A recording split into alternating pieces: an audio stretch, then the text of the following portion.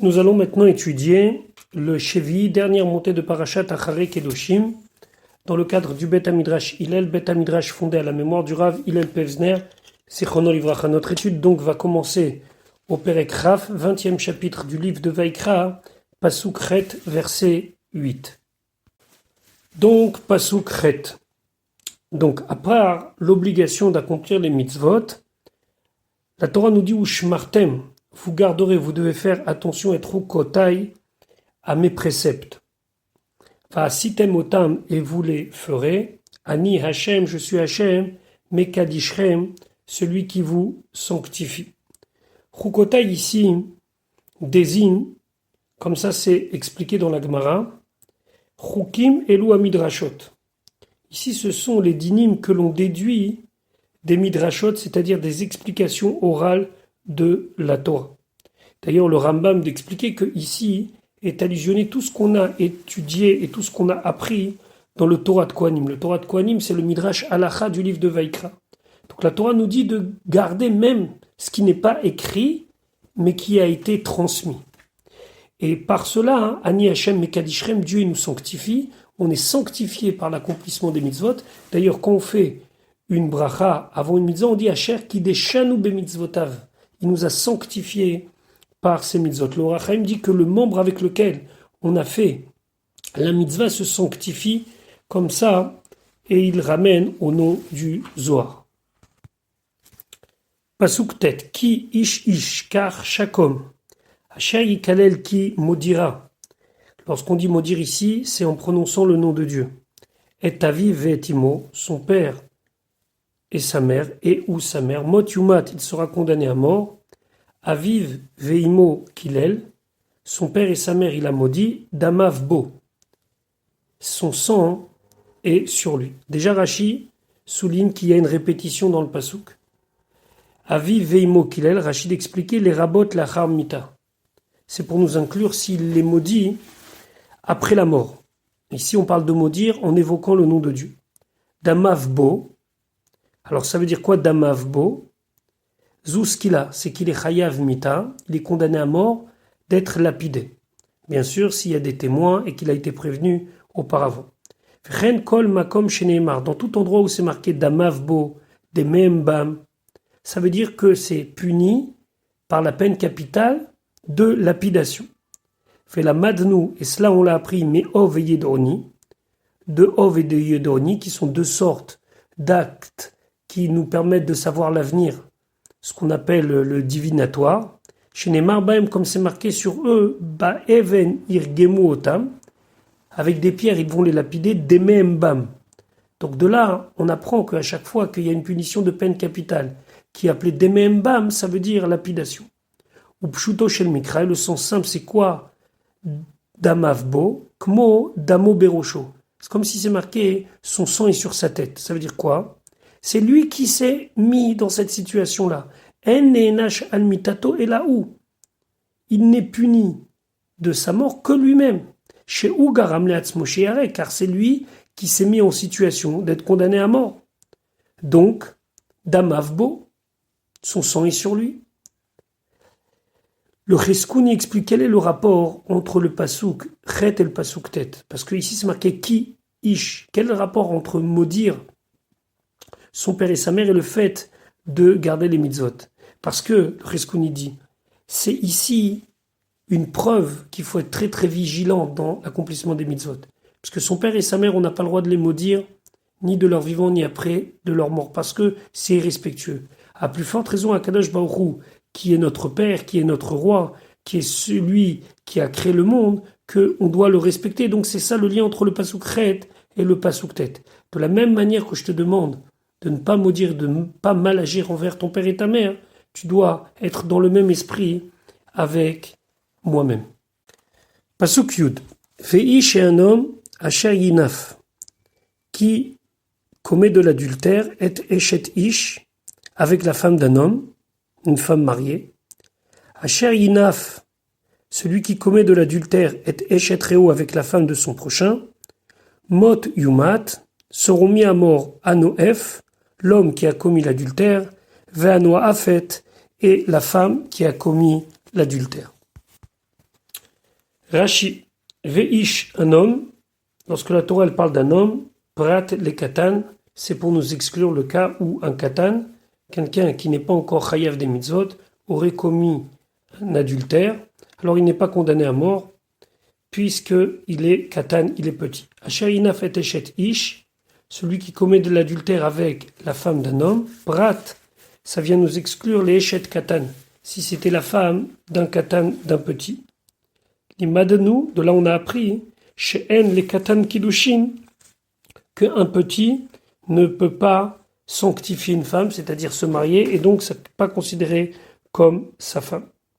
Valeze eshet ish chiyav tilecha, alors dans quel cas de eshet ish de femme mariée je t'ai rendu chayav, asher yinaf et eshet reu, celui qui commettra de l'adultère avec la femme de son ami, de son prochain. Prat le eshet goy, c'est pour nous exclure si c'est la femme d'un membre des nations. La madnou, de là on apprend, chez En Kiddushin les goy, que la même chose, on ne peut pas parler de mariage de Kiddushin lorsque l'on parle de quelqu'un d'une autre nation. Mot yumat anoef ve'anoafet, vont mourir celui qui a commis l'adultère et celle qui a commis l'adultère. Kol mita amora batorah stam. Chaque fois que mita, que la mort, est évoquée dans la Torah stam, simplement sans préciser quel est le mode d'exécution de la peine, ena ela chenek, c'est-à-dire que la personne sera tuée par strangulation. Il y a 4 sortes de manières de condamner à mort: skila, la lapidation, srefa, en brûlant la personne, ereg, en la tuant, ou bien chenek, avec la strangulation. À chaque fois qu'on parle de mita, ça veut dire chenek. Pourquoi ? Parce qu'on considère que chenek est celle qui est la moins dure de toutes. Et donc, puisque la Torah dit tu le tueras, simplement, on n'est pas autorisé à faire plus que ce qu'est le minimum. Et le minimum, c'est chenek, donc on s'en tient à chenek et à rien d'autre, strangulation et pas plus. Donc, Pasuk Yud Aleph, on a déjà appris qu'il était interdit d'avoir des relations intimes avec la femme de son père. Mais ici, la Torah dit la punition. Veish anom ashayishkav, qui s'allongera, c'est-à-dire qui aura des relations intimes et eshet aviv avec la femme de son père, que ce soit sa mère, ou bien que ça ne soit pas sa mère, que c'est simplement la femme de son père. Ervat aviv gila, la nudité de son père, il a dévoilé. C'est une abomination, c'est de l'inceste. Mot yumetu shenehem, les deux doivent mourir. Demehem bam, leur sang est sur eux. Pasuk Yudbet Veish, un homme ashayishkav qui s'allongera, c'est-à-dire qu'il aura des relations intimes et kalato avec sa belle-fille. Mot yumetu, ils devront mourir shenehem tous les deux. Tevel asu, c'est une perversion. Demehem bam, leur sang est sur eux. Tevel asu, Rashi dit c'est une perversion. Gnaï, c'est honteux. C'est ça le mot tevel. La shonacher, une autre explication, Meval Belin, il mélange Zera Av, la semence du père, Bezera Ben dans la semence du fils, puisque cette femme est la femme de son fils, et lui il a des relations avec elle. Tevel, ça veut dire quelque chose de mélangé. Pasuk Yud Gimel Veish, un homme Ashayishkav qui s'allongera, qui s'étendra, ça veut dire avoir des relations intimes. Et Zachar avec un homme, Mishke Veisha, comme on a des relations intimes avec une femme. To'eva, une abomination. Asu Shenem, ils ont fait les deux. Mot Yumatu, ils seront donc condamnés à mort. Deme Mbam, leur sang est sur eux. Rachid expliquait Mishke Veisha, Machnis, Kimchol, Ba Shefofaret. Rachid dit qu'il agit avec l'homme comme il aurait agi intimement avec une femme. Pasuk Yud Dalet. Veish, un homme, Ashayikar, qui prendra et Isha ve et Ima, une femme et sa mère. Zima'i, c'est un acte déviant, c'est de la débauche. Ba'esh Yisrefu, par le feu on brûlera auto lui, ve et en et elle. Velo tiye Zima betochechem, il n'y aura pas de Zima, de débauche, betochechem, parmi vous. Ici, dans le Rashi Yud Dalet, on va s'intéresser au mot Veheten. Si on comprend bien que l'homme est condamné à mort, quand on dit Ve'eten, c'est les deux, a priori, selon le sens simple du pasouk, et Rachid se posait une question.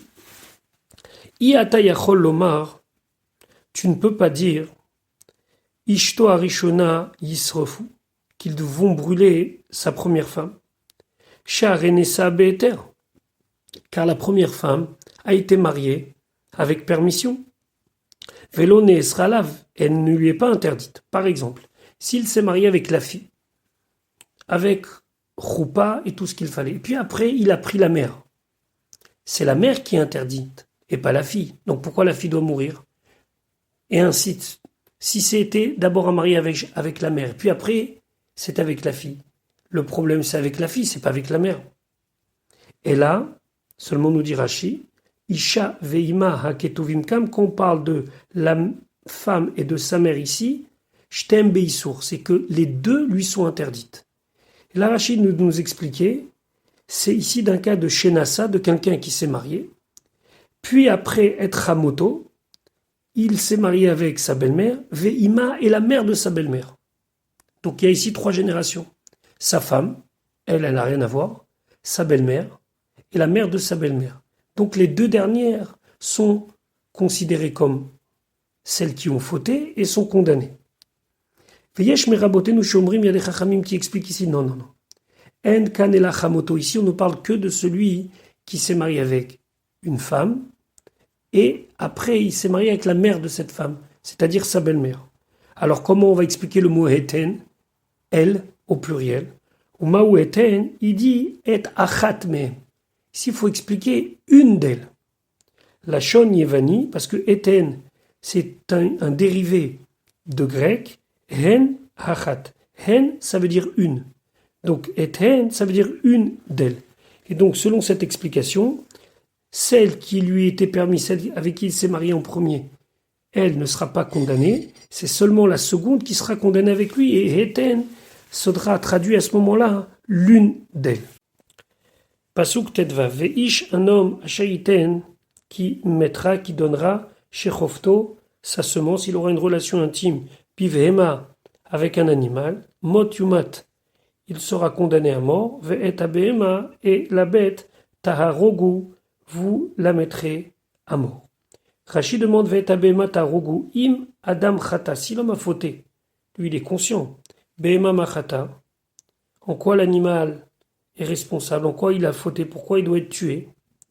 Et là seulement, Mipne Sheba'ala Adam Takala Liada, car est venu à l'homme Takala, un obstacle, un problème, Aliada, par l'intermédiaire de cette bête. Les Fichach, c'est pour cela, Marakatou, le passou qui dit, Tisakel, qu'il soit lapidé. Kalvachomer a plus forte raison, la Adam a un homme. Chez Yodé Afrin, qui sait faire la distinction Ben Tov, Lara, entre le bien et le mal. Vegoremra la Chavero, et il cause du mal à son ami. Comment la Avoravera, en commettant un péché. Alors on peut imaginer combien c'est grave et combien il mérite lui une punition puisqu'il l'a fait en toute conscience. C'est ça le Kalvachomer. Si déjà une bête est tuée uniquement parce qu'elle a participé à un acte qui est interdit, à plus forte raison, celui qui, en toute conscience, entraîne quelqu'un à faire un acte interdit. Ainsi, on peut trouver dans la même idée, c'est marqué que lorsque il y aura des endroits où il y aura de la avodazara, abet et avedunet konamekomot, on doit détruire tous les endroits où précédemment il y avait de la avodazara. On doit brûler, on doit casser, on doit complètement éradiquer tout souvenir physique de cette avodazara. Arrête varim kalvachomer. Donc on doit faire un raisonnement à plus forte raison. Uma, il annote, si déjà les arbres, chez Enam Roim Venam Shomim, ils ne voient pas, ils n'entendent pas, Al Shebat Takala Al Yadam, sur le fait qu'est arrivé à cause d'eux un obstacle, là-bas c'est l'idolâtrie. Amra Torah, la Torah dit Ashret, détruit, Serof, brûle, Vechale, extermine. Amate et Travero, celui qui va détourner son ami Miderech Chaim du chemin de la vie, les Darkemita au chemin de la mort. Ça veut dire qu'il va l'encourager à fauter. À la Chad, Kam avec Kam, à plus forte raison que lui aussi, il mérite la mort. Et bien sûr qu'il faut arrêter tout de suite cet homme dans son projet de faire fauter les autres. C'est ce qu'on appelle choté ou marty. C'est lui qui faute et c'est celui aussi qui encourage les autres à fauter. Pasuk Tetzain, Veisha et une femme, Asher Tikrav qui s'approchera el kol bema à tout animal, l'eriva, pour avoir une relation intime, ota avec elle, Ve'arakta et Aisha, tu mettras à mort la femme, Ve'eta bema et la bête, Mot yu matu, ils seront mis à mort, Demem bam, leur sang est sur eux. Pasuk Yudzain, Veish, un homme à Shaïkar qui prendra, et achoto, sa sœur, dans le sens intime du terme de prendre, bat aviv ou bat imo, fille de son père ou fille de sa mère, verra et tervata, et il verra sa nudité, veitire et tervato, et elle verra sa nudité, chesed ou, alors chesed ici, c'est quelque chose d'abominable, quelque chose, dans les chumashim en français c'est traduit ignominie, venichetu, et ils seront retranchés, les aînés bene amam, aux yeux des gens de leur peuple, ervat achoto gila, il a découvert la nudité de sa sœur, ici on parle de rapport intime, avono issa, il portera sa faute. Alors bien sûr le mot chesed ici demande notre attention. Qu'est-ce que signifie ici le mot chesed? Alors chesed, Rachid expliquait chesed ou lachon arami. C'est un mot dont l'étymologie remonte à l'araméen et ça veut dire cherpa, c'est une honte. C'est quelque chose d'inacceptable. Preuve en est, il y a un passouk dans le livre de Bereshit que les enfants de Yaakov ont dit aux gens de Shrem après que leur sœur a été violentée. Là-bas, il dit Kicherpa ilanu, c'est une honte pour nous. Et comment en araméen on traduit Cherpa, une honte? Chisouda. Donc Chesed, ici, Rachid expliquait, selon le sens simple, ça veut dire une honte. Ou Midrasho, et le Midrash dit, ici, il explique que des fois, le fait de se marier avec sa sœur, ça a été un chesed. Im Tomar, si tu dis Caïm Nasa Achoto, voilà Caïm s'est marié avec sa sœur. On a expliqué dans le Chumash Rashi qu'il s'est marié avec sa sœur jumelle Caïn. Sache que chesed asa amakom. C'est uniquement un acte de bonté que Dieu il a fait. Livnot olamu mimenu, afin que son monde soit construit à partir d'eux. Shenema, comme c'est marqué, Olam Chesed Ibane. Le monde a été créé par le Chesed. C'est-à-dire que si Dieu leur interdisait cette union, alors automatiquement il n'y aurait pas eu de reproduction et donc le monde se serait arrêté. Donc là, dans ce cas-là, et seulement dans ce cas-là, c'est quelque chose qui est louable. Mais sinon, c'est quelque chose qui est ignoble et qui est strictement interdit, une relation intime entre un frère et une sœur. Pasuk Yutret. Veish, un homme, Asha Ishkav et Isha, qui aura une relation intime avec une femme d'Ava, qui est Nida. Vegila et Ervata, et il dévoilera sa nudité. Et Mekora et Hera, sa source, il a découvert, il a exposé, ça veut dire que il a eu des relations intimes avec elle pendant cette période-là. Vei et elle, Gilta et Mekordamea, elle a montré, elle a découvert la source de son sang. Encore une fois, c'est pour bien signifier que c'était un acte intime. Venichetu shenehem, les deux seront retranchés, Mikerev Amam, parmi leur peuple. Rashi Yutret et Aera, ça veut dire Gila. Il a dévoilé, il a exposé. Vren kol leshon erva, à chaque fois qu'on utilise le mot erva, en vérité, giloui ou, ça veut dire un dévoilement, quelque chose qu'on a maintenant découvert. Vehavav et le vav, yoredet bateva, descend de la forme où c'est un verbe, les shem davar pour en faire un nom. Kego, kemo par exemple, za'ava. Za'ava c'est de la terreur. Mixerat, ça vient de la racine velokam veloza. Il ne se levait pas, il ne tremblait pas. Ici, on retrouve dans Za'ava le Za. Vechen A'achva, la fraternité. Mixerat Ach, ça vient de frère. Maintenant, Ve'arazo nichleku ba'arabotenu, cette E'ara, cette interdiction-là qu'il a transgressée, qu'il a exposé la nudité, il y a une marloquette parmi nos chachamim. Yesh omrim, certains disent, son ishukat shamash, ve yesh omrim zo achnasat atara. Les chachamim discutent sur à quel niveau de relation intime ils ont eu pour considérer que c'est ici le issour qu'ils ont transgressé. Pasuk yutet, ve ervat, et la nudité achot imecha, la sœur de ta mère, donc sa tante maternelle. Va achot avicha, et la sœur de ton père, sa tante paternelle. L'ot égalé, tu ne vas pas découvrir, qui est chez Héro et Héra, car c'est comme exposer sa propre chair, montrer sa propre proximité avec cette personne et avoir une relation intime avec elle. Avonam, Isaou, ils porteront leur faute. Pasuk yutet ve'ervat achot imecha, Shana akatuv, le pasuk a répété, Be'az aratam, leur interdiction. L'Omar, c'est pour nous dire, chez Uzar Alehem, que la Torah lui interdit et l'avertit les concernant, Ben al-Achot Aviv, que ça soit la sœur de son père, Veimo Minahav, et de sa mère par le père, Ben al-Hachoyotehem Minahem, ou que ça soit leur sœur par la mère.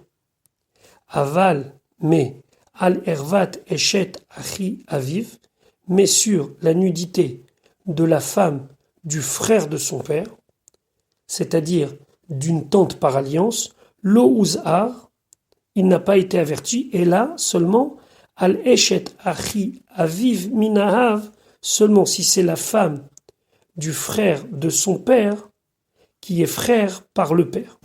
Donc c'est ce qu'on appelle des harayot, c'est-à-dire qu'il y a certaines relations familiales qui sont considérées comme la même chair et donc qui sont interdites.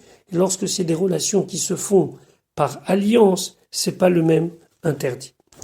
Pasuk Raf, Veish, un homme, Achaishkav, qu'il s'allongera, qu'il s'étendra, qui aura une relation intime, et Dodato avec sa tante, Ervat Dodogila, il a découvert la nudité de son oncle, Cheta Misaou, ils porteront leur péché, Aririm Yamutu, ils mourront sans enfant. Qu'est-ce que la Torah ici vient nous enseigner de plus? Rashi nous dit Asher Yishkav et Dodato amikraze balelamed al karet. Ce passouk vient nous enseigner qu'est-ce que karet amour les malas qu'on a dit plus haut, sheu beonesh alichat hariri, que ça veut dire que et chayav karet, c'est la punition, c'est le châtiment d'être sans enfant. Et on a vu aussi précédemment que ça pouvait être aussi mourir jeune. Haririm ketargumo, comme la traduction, Bela Vlad, sans enfant. Vedomelo, et ainsi on a trouvé des psukim où c'est semblable, c'est marqué dans le livre de Bereshit, Ve'anochi olech hariri. Moi je vais sans enfant. Yesh lobanim, s'il a déjà eu des enfants auparavant, Kovran, il va les enterrer, Dieu préserve. En lobanim, s'il n'a pas d'enfant, mled belobanim, il va mourir sans enfant.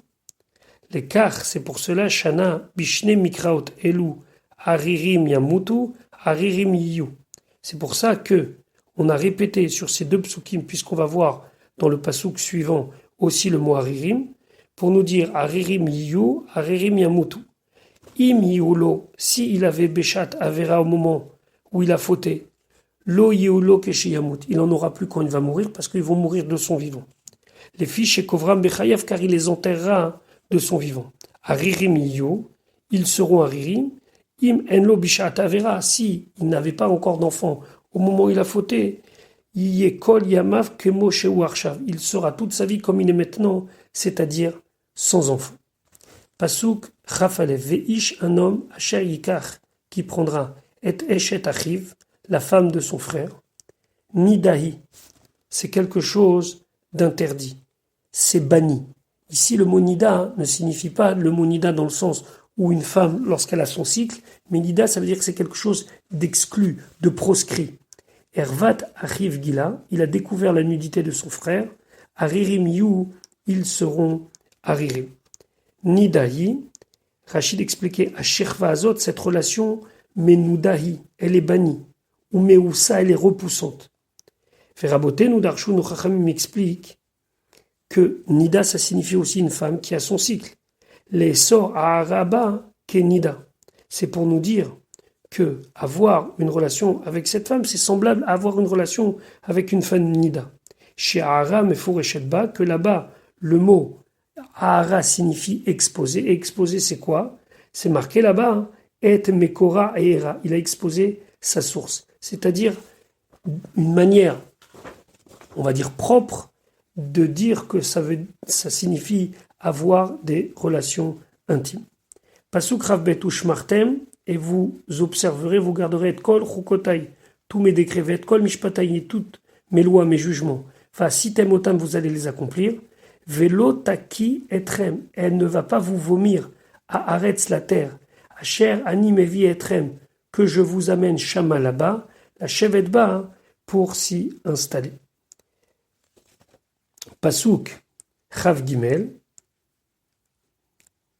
Velo telechu, et vous ne devez pas suivre Bechukot Agoy, les lois des autres peuples, Asher ani meshalech mipenechem, que je les renvoie devant vous, je les chasse, qui est kol ele, car toutes ces choses-là, Assou ils ont fait, va akutz bam, et j'ai été dégoûté de eux. Rachid expliquait va akutz, la shon mi-utz, ça veut dire un dégoût. Que mot comme on a vu dans le livre de Bereshit, katzti bechaya, je suis dégoûté de ma vie.